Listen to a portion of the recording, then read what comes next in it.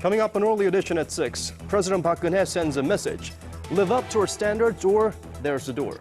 One day after reshuffling her cabinet, the president tells those who are still there that they're starting fresh. Finally, some developments in a probe into the nation's spy agency. The rival parties come to an agreement on an extension of the investigation period and on testimony from the former heads of the National Intelligence Service and the Seoul Metropolitan Police Agency. For the first time this year, the Ministry of Strategy and Finance in its monthly report says the Korean economy is showing signs of recovery, a welcome sign heading into the second half of this year. Stay with us for these stories and more.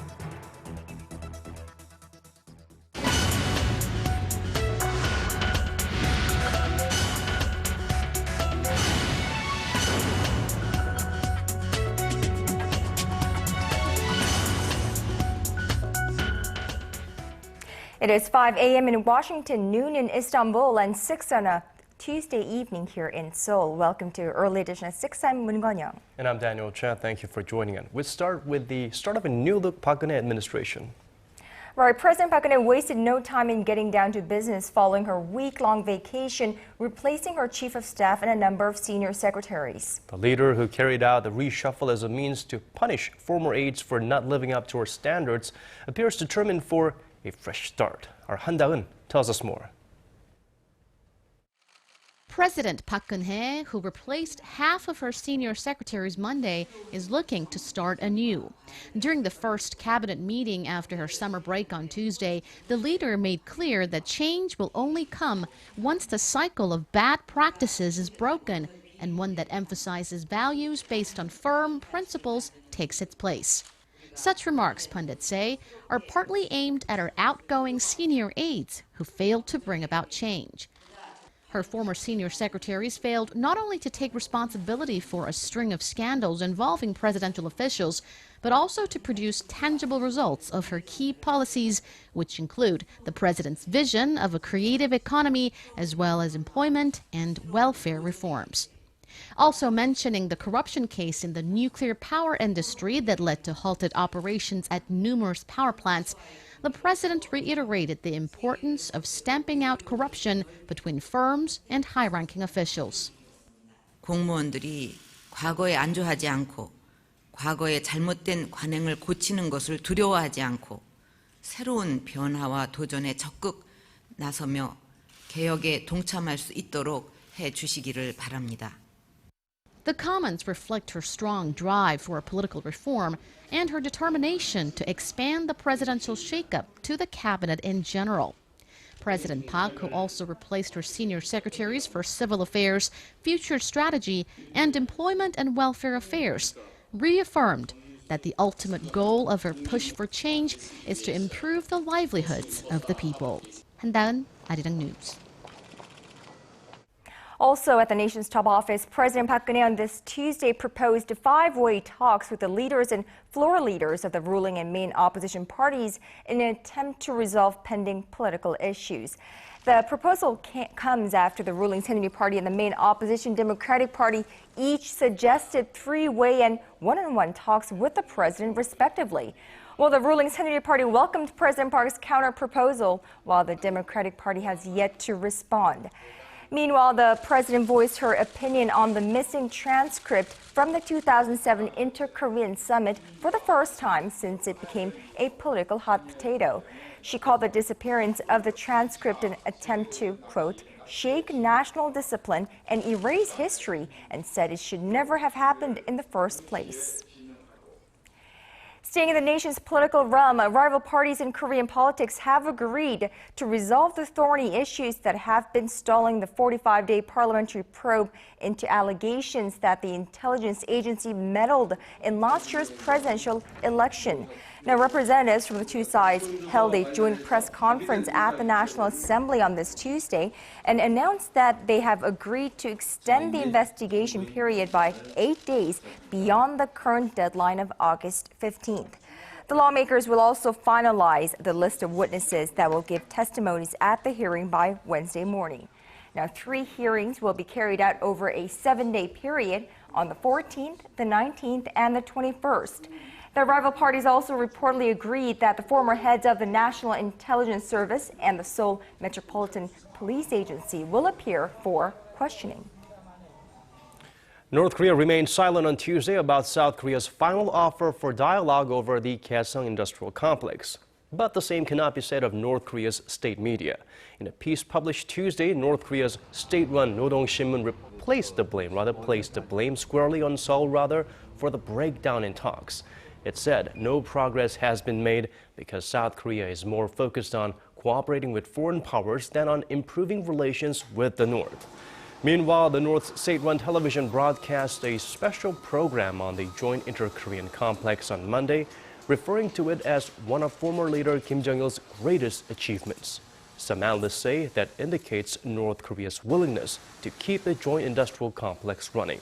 South Korea made what it says was the final proposal for talks on the Kaesong complex last Monday. With relations between Korea and Japan chilly, Japan's Deputy Prime Minister has reportedly decided against a visit to the controversial Yasukuni Shrine on the anniversary of Japan's surrender in World War II, which is celebrated as Liberation Day here in Korea. Our foreign affairs correspondent Hwang Sang-hee tells us more. Japanese daily Asahi Shimbun reported Tuesday that Japanese Deputy Prime Minister Taro Aso will not be visiting the Yasukuni War Shrine on August 15th, the 68th anniversary of Japan's surrender in World War II. The paper said that Aso has never visited the shrine on this day in the past and said that's unlikely to change this year. The report comes a day after South Korea's Ministry of Foreign Affairs warned Japanese politicians against trips to the war shrine next week. Worshipping at the Yasukuni Shrine by the Japanese government and political leaders is something that should not happen. We once again stress this fact. Japanese Prime Minister Shinzo Abe has also pledged not to visit the war shrine on August 15th, but a handful of politicians are scheduled to go, which may further escalate tensions between Korea and Japan. Neighboring countries see the shrine as a symbol of Japan's wartime atrocities. While relations between Seoul and Tokyo have cooled over Japan's continued claims over Korea's Dokdo Islets and a string of historically insensitive remarks made by Japanese politicians, Japan has sought dialogue. We hope to hold unconditional frank dialogue between the foreign ministers and leaders. President Park Geun-hye has yet to meet with her Japanese counterpart since taking office, and experts don't expect a summit anytime soon, as she has made it clear Japan must first take responsibility for its wartime atrocities. August 15th will likely be another hurdle for the two sides, as President Park is expected to remark on Japan's recent attempts to rewrite history, while Japanese politicians are expected to bow their heads to the war dead at the controversial war shrine. Hwang Sang-hee, Arirang News. Shifting our focus to the economy, hopes for an economic recovery in the second half of the year are rising. In a monthly report assessing economic conditions, the Korean government said for the first time this year, it's begun to see signs of recovery. Arirang's economics correspondent Hwang Ji-hye has the details.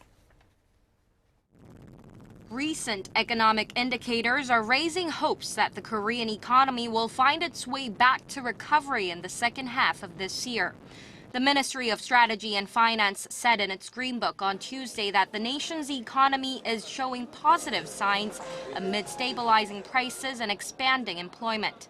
This is the first time this year that the Finance Ministry has used the term recovery in its monthly report that assesses economic conditions. The book went on to say that major economic indicators such as production and investment improved recently. The economy created 360,000 more jobs in June from the same period a year earlier, while facilities investment and industrial output each rose 4.5% and 0.4% respectively in June from the previous month. Exports are also turning around. The Ministry of Trade, Industry and Energy data shows that the country's exports rose 2.6% last month from the same period last year. Exports dropped 1% in June. The Finance Ministry, however, cited the Federal Reserve's planned stimulus tapering as a factor that could have a negative impact on the Korean economy. The ministry also acknowledged that the recovery in the second quarter came largely from government stimulus measures, saying such government spending has limitations in boosting economic growth. The Korean economy grew 1.1% in the April to June period from the previous quarter, rising above 1% for the first time in 9 quarters. Hwang Jie, Arirang News. China's economy may surpass that of the United States just 10 years from now, given how quickly China has narrowed its economic gap with the United States in the last 30 years. According to the Bank of Korea, the GDP of the United States was $16.2 trillion last year, nearly double that of China. The gap marks a sharp drop from a 19-fold disparity tallied in 1981, and the downward trend has continued ever since, shrinking to a 10-fold gap in 1996 and a 5-fold difference in 2007. The gap between Korea and China, on the other hand, has widened in recent years. China's GDP was $8.2 trillion last year, 7.3 times higher than that of Korea's. Shifting our focus to the tech realm, the intervention of U.S. President Barack Obama in the patent battle between Apple and Samsung and subsequent comments by Seoul officials have raised concerns that the corporate dispute could snowball into an international political row. Our Song Ji-sun has the details. U.S. President Barack Obama's veto against International Trade Commission's import ban on some Apple products could spark a bigger international trade dispute. Trade experts warned that the highly unusual move, which marked the first time a president has overruled the ITC since 1987, risked drawing complaints of protectionism and would make it harder for the U.S. to argue for stronger global protection of intellectual property rights, especially given that Obama has been aggressively calling for such need. We're going to aggressively protect our intellectual property. Our single greatest asset is the innovation and the ingenuity and creativity of the American people. South Korea's Trade Ministry has expressed concern over the possible negative impacts that this kind of decision could have on Samsung Electronics' patent rights. Samsung, calling the veto a disappointment, has vowed to seek further legal action. Before the White House overturned the ITC decision, the Korean company had submitted an appeal to the June ruling, claiming that Apple not only infringed on one patent, but other commercial ones as well. On news of Obama's decision, more than $1 billion was wiped out of Samsung Electronics' market value on Monday. All eyes are now on a Friday decision from the ITC for a separate patent case, when the Commission is expected to decide on whether to ban imports of some Samsung smartphones and tablets into the U.S. Song Ji-sun, Arirang News.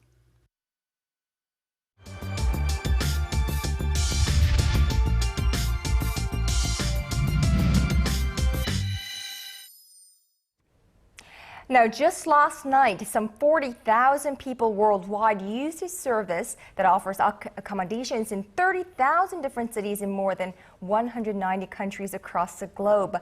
But this is not an extension of a hotel chain. The beds the people will be sleeping in were provided by private individuals as part of a rental activity called the sharing economy. For more on this fast-growing trend, our Kim Ji-yeon joins us live. So, Ji-yeon, could you give us a rundown of basically what the sharing economy is about?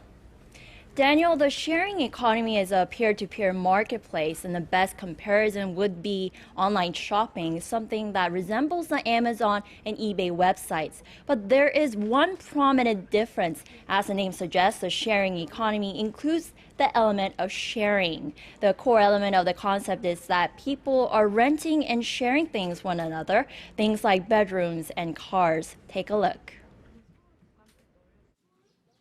Airbnb is a U.S.-based web service founded in 2008 that aims to make it easier for people to connect and lend out space inside their homes at a low price.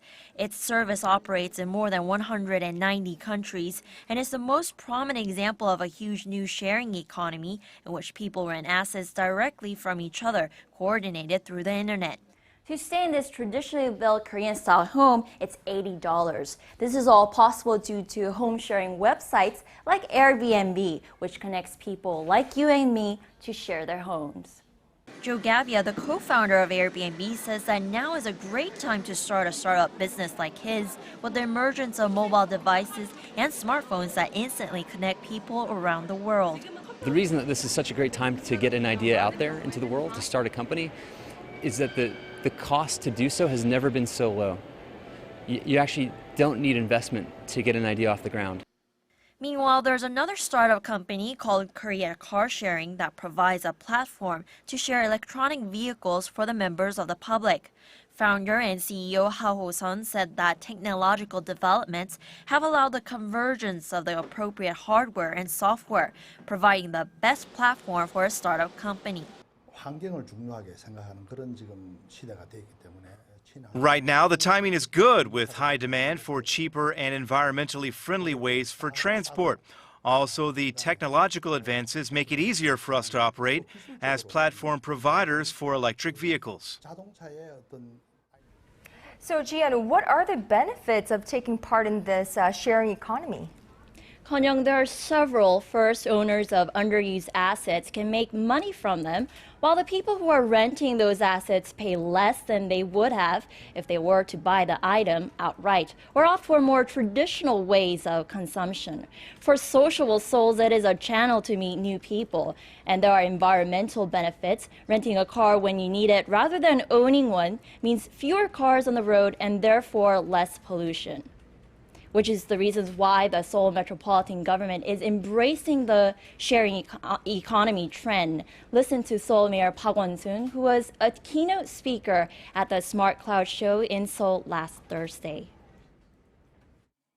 In this age, with the lack of resources and more concerns for our environment, sharing is a viable solution and is already seen as an evolving way of life.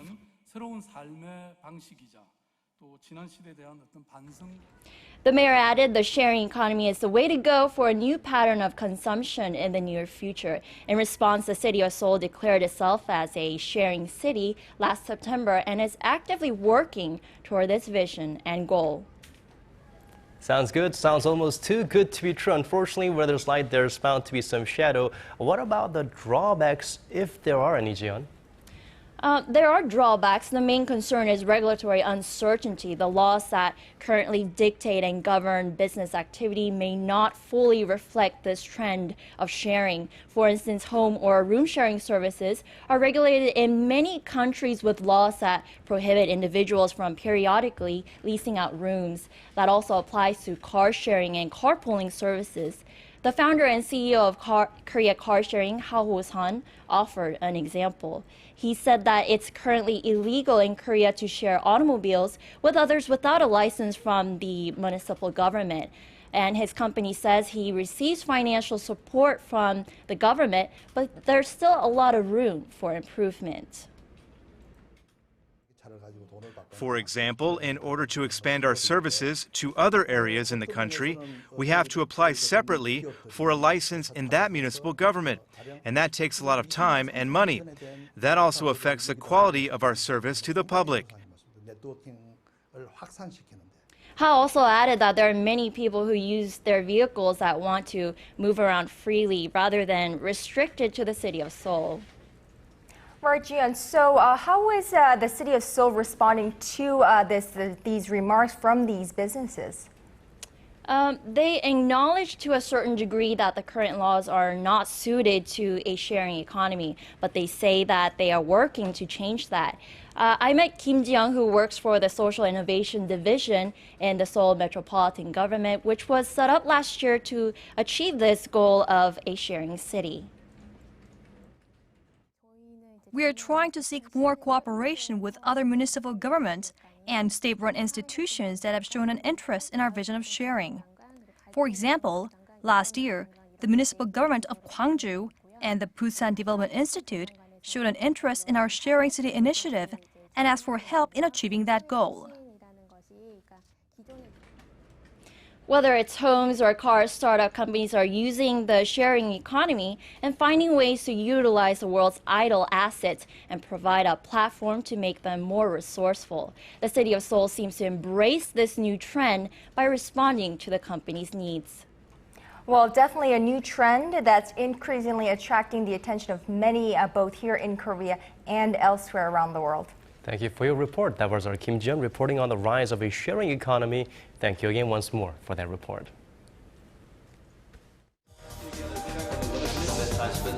Digging deeper, getting to the bottom of stories that impact your life. Talking with you on air and online. Connecting you with heroes and experts to help you understand the world's most pressing issues. News and current affairs at its best. With Moon Gun-young and Daniel Che on Early Edition at 6. Now shifting gears to the economy, Korean import prices rose by 2 points. Now you might have woken up this morning and thought you'd like to buy a newspaper. Well, billionaire Amazon founder Jeff Bezos was thinking along the similar lines, but he has bought the entire Washington Post for $250 million in cash. Publisher Catherine Weymouth made the announcement at a hastily arranged meeting of the paper's staff on Monday. The surprise deal comes as the print industry is on its knees due to a loss over readership and dwindling advertising revenue. Chairman and Chief Executive Donald E. Graham, whose family owns the paper, said he thought Bezos was the best man to take the business forward. In an open letter on the Washington Post website, Bezos said the values of the Post will stay the same, but admitted that he was open to experimentation in the future. Moving on to other parts of our world, it's been 2.5 years since the Fukushima nuclear disaster, but problems there are as serious now as they have ever been. Japan's nuclear safety agency says highly radioactive groundwater is rising toward the surface in what it called an emergency that the plant's operator cannot handle. Our Kim Yeon-bin reports. Japan's tsunami-crippled Fukushima nuclear power plant is facing yet another emergency, as highly radioactive groundwater appears to have risen above an underground barrier meant to contain it. The head of the country's Nuclear Regulatory Authority Task Force, Shinji Kinjo, told Reuters on Monday that the leak was an emergency, but he was worried the plant's operator, TEPCO, had no sense of how to deal with it. He went on to say the highly radioactive groundwater is likely seeping into the sea. In a recent news conference, TEPCO General Manager Masayuki Ono said the situation was bleak. We understand that this discharge is beyond our control, and we do not think the current situation is good. To prevent further leaks, plant workers are injecting chemicals to create an underground barrier to block groundwater from leaking out to the ocean. But experts say the barrier may not be enough, as it needs certain conditions to solidify. A retired nuclear engineer who worked on several TEPCO nuclear plants says the company is out of its depth. The situation is already beyond what TEPCO can handle. They are doing everything they can, but there are no perfect solutions. Some Japanese media outlets have predicted the contaminated water could breach the ground surface in a matter of just a few weeks. Just last week, TEPCO estimated a cumulative 20 to 40 trillion becquerels of radioactive tritium may have leaked into the sea since the nuclear disaster some 2.5 years ago. Kim Yeon-bin, Arirang News.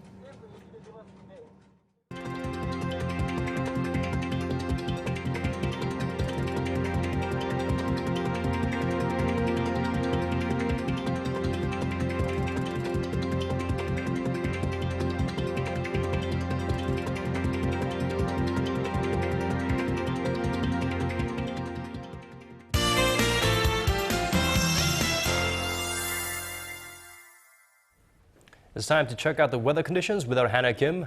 Hannah, it was a wild weather here in Seoul with thunderstorms around noon, followed by clear, sunny skies.